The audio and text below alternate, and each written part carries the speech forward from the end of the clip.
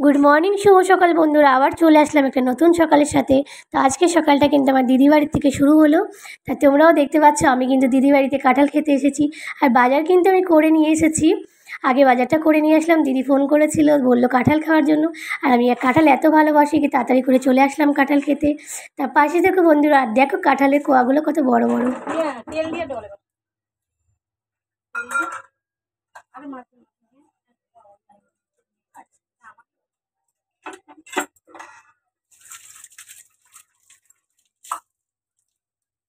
আমি মারলাম, তাতে আরো আঠা আঠা হয়ে গেছে।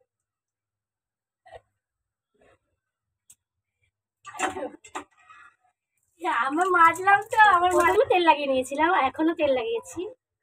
প্রথমে মানে এতটা জড়িয়ে গেছিল হাতের সাথে, কাগজ দিয়ে পোছা পড়া যাচ্ছিল না।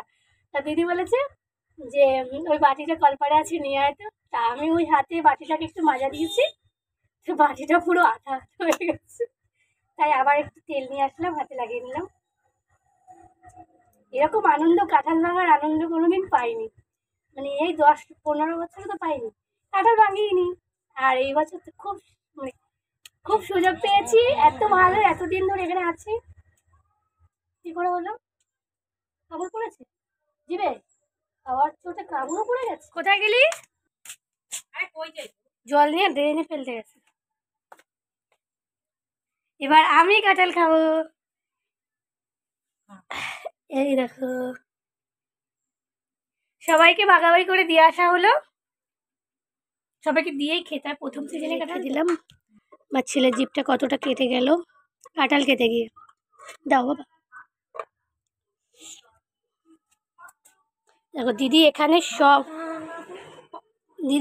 সব কাঁঠালের বীজগুলো এরম করে রেখেছে। তাই আমিও ভাবলাম কাঁঠাল যখন খেয়েছি ধুয়ে বীজগুলো রোদে দিয়ে যায়। দানাগুলো দেখেছো?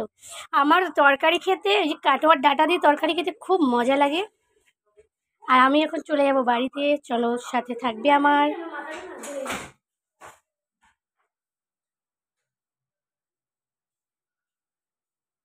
তা দিদিভাইকে কাঁঠাল নিয়ে এসেছি, বাড়ির জন্য কাঁঠাল পাঠিয়ে দিয়েছে। খাওয়ার মধ্যে দিদি তো খায়, আর কেউ খায় না, মনাও খায় না, আর জাইবুও খায় না। কত বড় একটা কাঁঠাল ছুলেছি। 3টে বান্ডিল নিয়ে এসেছি 10 টাকা করে, কাজু কিশমিশে। আর 2টো এলাচে, একটা এলাচের প্যাকেট নিয়ে এসেছি, 100 ঘি। আর মটরশুঁটি তো এমনি পাওয়া যাচ্ছিল না, তাই শুকনো মটরশুঁটিটা একটু জল দিয়ে ভিজাতে বাবা, আগে ভিজাও বাবা। এই দেখো আমি এখানে বাজার এনেছি, আমি নামাই না। হ্যাঁ ভিজাও। আলুর দম করবো বলে একটু বড় বড় সাইজের আলু নিয়ে এসেছি। এই দেখো হিং নিয়ে এসেছি, হিং। 3 আঁটি আনিনি, আজকে 2 আঁটি কলমি শাক এনেছি। ওদিনকার 3 আঁটি এনেছিলাম, একটা খারাপ হয়ে গেছে, খেতে পারিনি। তা শাকের জন্য একটু কুমড়ো, কাঁচা লঙ্কা আমরা নিয়ে এসেছি। আর আলুর দম করবো বলে বড় বড় আলু নিয়ে এসেছি। এই দেখো ক্যাপসিকাম এনেছি, 2টো শিমলা মরচা নিয়ে এসেছি। আর এই যে বিমস, বাবা এইটুকু বিমস 20 টাকা নিয়েছি। ভাত খাবি বাবা? ধুয়ে দিয়েছো পুরো? তাহলে ওখানে রেখে দাও, ওখানে রেখে দাও। দেখি এখানে, এইখানটা রাখো, এইখানটা। হ্যাঁ, এটা এখন না ভিজালে না পরে ফুলবে ওটা। শুকনো মটরশুঁটিগুলো ভিজিয়ে রাখলাম, এমনি তো পাওয়া যায় না। কী করে শুকিয়ে রেখে দেয়? তাহলে আমরাও শুকিয়ে রেখে দিতাম, যখনই দরকার পড়তো 12 মাস আমরা খেতে পারতাম, তাই না? আমিও ভাবছি এবার যখন মটরশুঁটির সিজন আসবে, তা আমিও ভেবেছি ছাড়িয়ে ছাড়িয়ে শুকিয়ে রাখবো। ভালো হবে না বলো তো বন্ধুরা? আমার কথা যদি তোমরা একমত থেকে আসো তাহলে আমাকে কমেন্ট করো, ঠিক আছে? মটরশুঁটির সিজনে আমরা মটরশুঁটিগুলোকে খুব সুন্দর ছাড়িয়ে, আর খুব কড়া ধূপ হবে যখন, মানে শুকিয়ে টুকিয়ে রেখে দেবো। তাহলে আমরা 12 মাস সিজনে যখনই দরকার পড়বে মটরশুঁটি, তাহলে আমাদের কোনো অসুবিধা হবে না, আমাদের কাছেই থাকবে।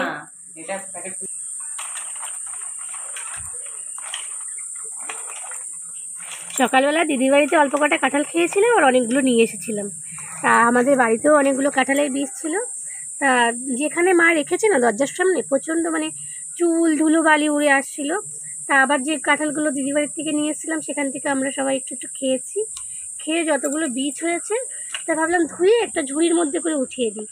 এগুলো শুকালে তরকারি খাবো। অনেক দিন মানে খাইনি এই কাঁঠালের বীজের তরকারি, খুব টেস্ট লাগে, খুব ভালো লাগে। তোমরাও নিশ্চয়ই কাঁঠালের বিচির তরকারি খাও, আমার তো খুব ভালো লাগে। আর ভালো লাগে কী দিয়ে, যে কাটোয়ার ডাঁটাগুলো হয় না, সেই ডাঁটাগুলো দিয়ে খেতে খুব ভালো লাগে। এই পড়বি না, একটাও পড়বি না। আরও আরও আছে কাঁঠালগুলো খেয়ে শেষ করে তারপরে একদিন খুব সুন্দর, আগে আমরা ছোটোবেলায় কী করতাম, কাঁঠাল আঁচে রান্না করতাম, আমি আঁচে রান্না করতাম, তো বাবা কী করতো, বসে বসে কাঁঠালের মানে বিচিগুলো উনুনের মধ্যে মধ্যে দিয়ে দিত, তো ওগুলো পাকিয়ে তারপরে আমরা খেতাম, মানে কাঁঠালের বীজ উনুনে দিয়ে তারপরে বের করে তারপরে খেতাম। এখন তো আর বাবা নেই, আর এখন ওরকম করিও না, কেননা আমাদের এখন কয়লায় তো রান্না হয় না, এখন তো জানোই সবাই ঘরে ঘরে যেরকমই অবস্থা থাক না কেন ঘরে ঘরে সবাই গ্যাস চুলা আছে, তো এখন আর সেটা হয়ে পারে না। আবার কাঁঠালের বীজ খুব সুন্দর তেলে ভাজা করে খুব ভাল লাগে, আমার তো বেশি ভাল লাগে তরকারিটা। তা এটার যেদিন তরকারি করব সেদিন তোমাদের সাথে শেয়ার করব। আমার এখনও অনেক কাজ বাকি, এখনও কিচ্ছু করিনি, মাও আসেনি, আর বুঝতেও পারছি না যে কি করব না করব। বলেছিলাম ফ্রায়েড রাইসটা রান্না করব, তার জন্য সব কিছু গুছিয়েও রেখেছি, কিন্তু সব কাটাকাটি হয়ে গেছে। কাটাকাটিটা হয়নি, মানে সব ভিজিয়ে রেখেছি, সব কিছু করে রেখেছি। এবার মা না আসলে বুঝতে পারছি না কতটা কি করবে। ছুটে যাস না, মায়া লাগে দেখলে। আবার কি কাঁঠালের বীজ বাজারেও মানে বিক্রি করবে, দেখবে সব এরকম ধুয়ে ধুয়ে খুব সুন্দর বাজারে বিক্রি করতে বসে, তখন অনেক দাম নেয়, তাই এগুলো আর কি গুছিয়ে রেখে দিলাম। আমি ধুয়ে কি সুন্দর করে এখানে রেখে দিলাম, ঝুড়ির জলটা যে একটুখানি পড়া বন্ধ হয়ে যাবে, আর আমি এটাকে ঘরে তুলে নিয়ে যাব। কখনো কখনো এক একটা কাজ করা সেটা ভালো, সব কাজ করা ভালো। আমি কিন্তু আলু একদম এরকম চওড়া চওড়া করে কেটে নিয়েছি, আমার খুব ভালো লাগে আলুর দমে একটু চওড়া চওড়া করে আলু। আর দেখো সব রেখে দিয়েছি এখানে, এই দেখো গাজর টাজর সব কিছু নিয়ে বসেছি। দুটো শিমলা মির্চ চেয়েছিলাম, জানো কত দাম নিয়েছে? 25 টাকা। 25 টাকা নিয়েছে। ছেলে আলু কাটছে, তা ভাবলাম না শেয়ার করেই দিই। তোমরা একটু দেখো যে আমার ছেলে আমাদের মানে ঘরের মধ্যে সবসময় বায়না করে, বলে আমি করব আমি করব, তাই ওকে একটু দিয়ে দিলাম কাটুকো। আমার কিন্তু খুব রাগ হয়েছে জানো, আমার যখন আমি কাজ করি না তখন যদি কেউ এসে বলে না আমাকে দে আমাকে দে আমাকে দে, তখন কিন্তু আমার খুব রাগ হয়। আমার কিন্তু ভিতরে ভিতরে রাগ হচ্ছে, বলে দিলাম।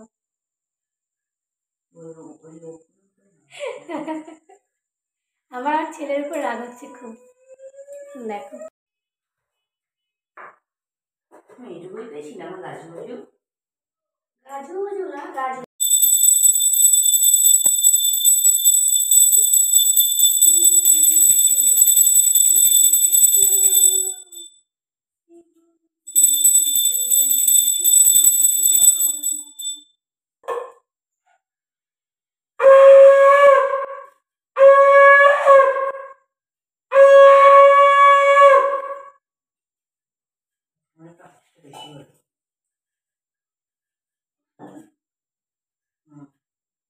দেখো আমার সব রেডি করা হয়ে গেছে, আর দেখো মটরশুঁটিটা কীরকম করে ভিজে ফুলে উঠেছে, কিন্তু এখন একটু শক্ত শক্ত মনে হচ্ছে।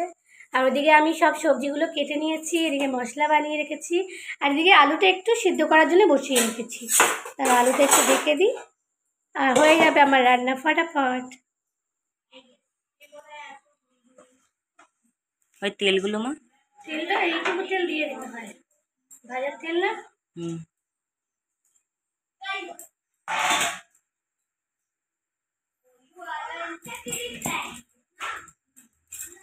রান্নাটা দেখো পুরো কমপ্লিট হয়ে গেছে।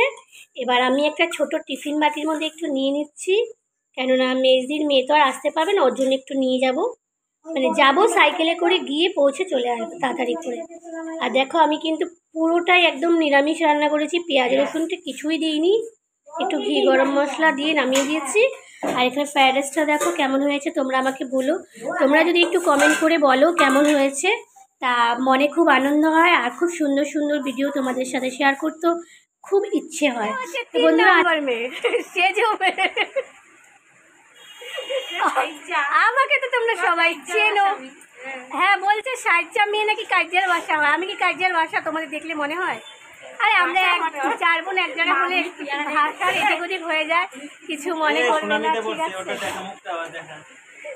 হ্যাঁ এই যে আমার ছোট বোন, কাকা বোন, এইটা আমার ছোট বোन बिहारी नंबर 1 और बिहारी नंबर 2, इसीलिए कभी कभी की हिंदी निकाल जाती है मुँह से, মানে হিন্দি বেরিয়ে যায় কখনো কখনো।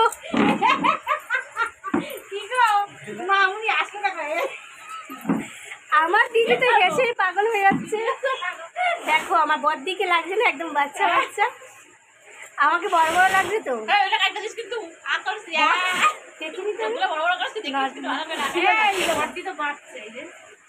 দেখ তুই দেখ মেয়ে তুই তাকিয়ে দেখ। না না হবেই না, কিছুতেই হবে না।